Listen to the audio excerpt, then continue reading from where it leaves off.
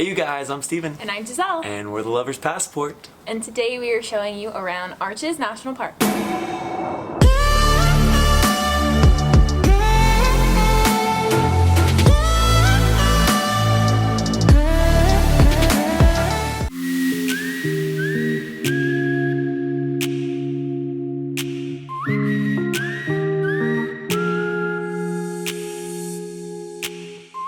If you enjoy our Utah content and if you have any more questions about our Southwest road trip, don't forget to like and subscribe and hit that bell. Make sure you have your notifications turned on. We will have new videos coming out every Tuesday and Friday. Okay.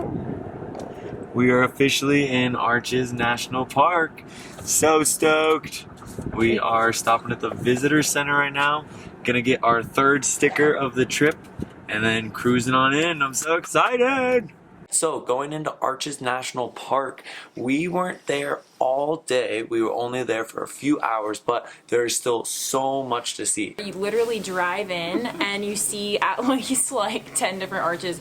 It's absolutely mind-blowing. Like the monuments and the rock structures and the geology there is mind-blowing. I think I would have to say is probably one of my now favorite national parks. First would of course be Yosemite. It's so gorgeous, but Arches was my favorite one that we saw in Utah. It was phenomenal. As soon as you drive in, you go up these crazy switchbacks and then you start driving through and you're just surrounded by all these monoliths. We didn't have too much time to stop at all of them, but one of the ones that I would recommend stopping at is Park Avenue. It looks insane. You pull up and everyone calls it Park Avenue because it reminds everyone of New York and all the crazy skyscrapers because they're so massive. But these ones are literally just like huge rock skylines. It was insane. Yeah, it was insane. But yeah, as soon as you check out Park Avenue, drive and check out the Windows Loop. Be ready. Off we go.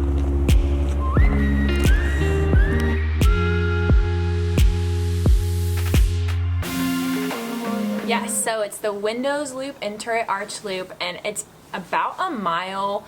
Doesn't even feel like it. It's probably the easiest hike we did all trip, and it takes you around 3 different really large arches. I mean, that's what the park is known for. It's really nice and easy trail, and the best time to check it out is later in the day. If you go early, like for sunrise, or if you go anytime before probably noon, all the rocks are gonna be in the shadows. In the shadows, yeah, because they're all facing due west, and since the sun is rising up in the east, make sure to get there later in the day so you can really see the red color of the arches. Right, and it's definitely hot when you go visit, and so we definitely recommend bringing lots of water, even if it's a short hike. It was like 100 to 105 degrees Fahrenheit when we did this hike, and so that makes it a lot harder. Even if you're experienced hikers, mountaineers, backpackers, whatever, the heat can really take it out of you. So make sure to bring lots of water, some snacks, sunscreen, sun protection, etc. That's really important for all these hikes at Arches because it's so exposed and in the middle of the desert. But yeah, the Windows Loop and Turret Arch was really cool. Turret Arch is probably our favorite one of the whole 3, and it was the least crowded. We were taking photos of all 3 of them, and there's I think it's the north window and the south window, and most people just stop at the north window because it's like really close to the parking lot. Whereas south is a little bit further of a walk, and then Turret you can come all the way around and finish on, or vice versa. But yeah, definitely recommend checking out Turret Arch. That was really cool. There is a bathroom there too, and everything there is a huge parking lot, so it's really nice and easy to access. When you hike Turret Arch, make sure to spend some time seeing it from afar. When you get up to it, it's pretty awesome, but seeing it from afar, it looks just like this. See how tall the arch is? It was ridiculous to stand there. Right next to Turret Arch is Double Arch. It's literally across the street. There's actually a separate parking lot if you want to get like 100 feet closer, but it's not necessary. You can just stay in the same parking lot, and there's a little trail from the bathrooms at the Windows Arch Loop that you can take on down to Double Arch, and from the trailhead it's half a mile. It's even easier than this one. It's just absolutely stunning to look at. Double Arch, I believe, was the tallest arch in Arches. It was just so insane. Check out some of these photos that we got there. I think it's also best to go see Double Arch later in the day, especially during sunset or maybe 2 hours before sunset. If you use the app called Photopills, make sure to check it out. It'll show you exactly when the sun is going to come through Double Arch, and you'll be able to get a really cool sun flare coming through it. Make sure to spend a lot of time checking out the different angles. I've seen so many cool pictures from the really spot. awesome ones. Start from the very left and work your way all the way up to the right. There's so much room for creativity. Be careful though. On the other like side of Double Arch, there's a drop. Yeah, so if you're like messing around on the rocks up there, make sure to be very careful. Safety is the most important thing.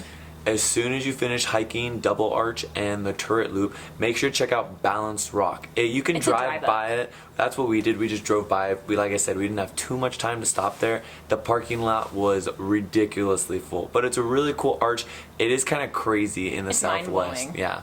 It's like, how does this giant rock just sit on this little narrow spire? But yeah, it was really cool. There's some also really cool drive-by spots, like the Three Gossips. It literally looks like three women talking to each other, so it's very well named. Yeah, it's crazy.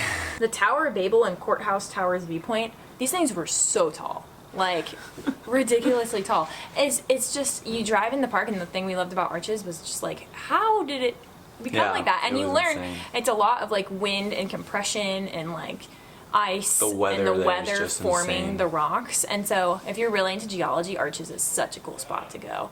And fun fact, it's a national dark sky park. Oh yeah. So if you're into astrology or astrophotography, you definitely have to check it out.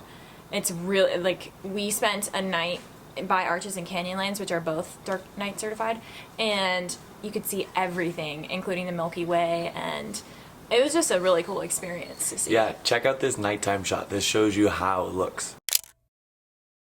And then I'm sure you guys have heard of it and seen pictures of it everywhere. Delicate Arch is that awesome. So Delicate Arch is around a 3-mile round trip loop, but there's 2 spots you guys can see it. You can do a drive up spot and see it from afar. It's like a couple of feet. We think it's okay, but we would much rather get up and personal with it. So do the 3-mile trek. It's quite hefty. There's a lot of uphill with it. Yeah, it's deceivingly hard because it's all exposed. There's almost no shade. There's a handful of trees on the trail. You start the trail at the parking lot, which can get very busy, so just be aware.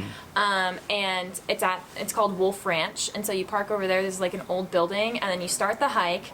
It's all uphill for the most part, with some flat spots going toward Delicate Arch, and you can see this old building, you can see petroglyphs, there's a bunch of petroglyphs, and then you keep on going up and up and up.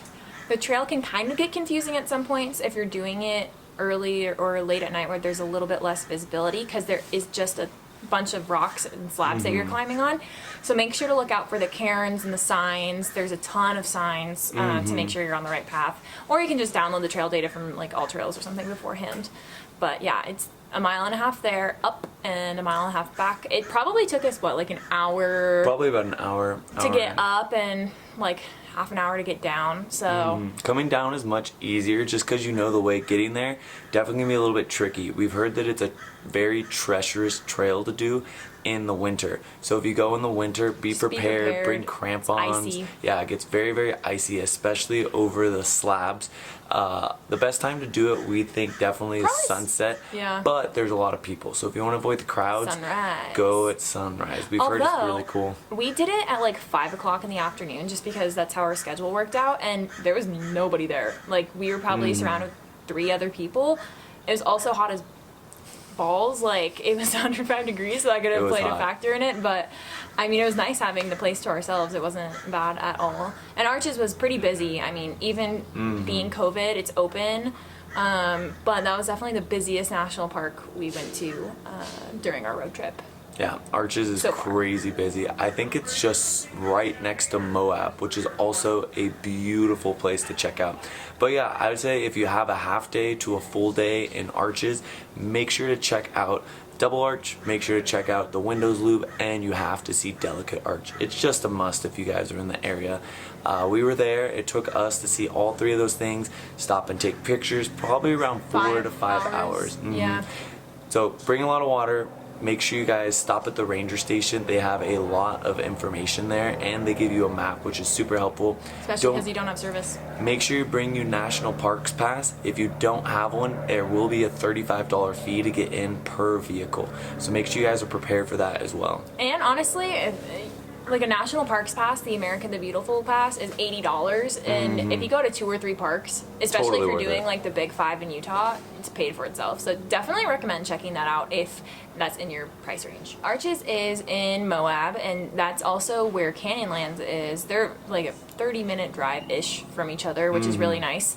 And Moab is the cutest little town. We stopped in, we went to Moab Brewery, grabbed some gelato, restocked on our ice and stuff there, and if you have the time, definitely check it out. It's so cute. I'd say it's like the perfect home base if you don't want to boondock it or you don't want to camp out at the camp spots. If you want like a nice hotel or a cute Glamping, Airbnb, Moab is the spot to be. It's like the mecca for adventure. There's so much off-roading there. There's a bunch of climbing, a bunch of really good hikes. It's like the mecca of adventure in the Southwest over there. Make sure to stop at Moab. We love the Moab Brewery when we were there. Yeah.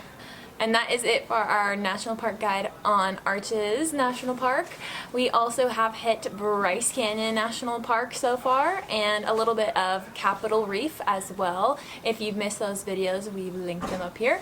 And next up, we're going to be checking out Canyonlands and the Grand Canyon. Yes, Utah is filled with so many amazing spots.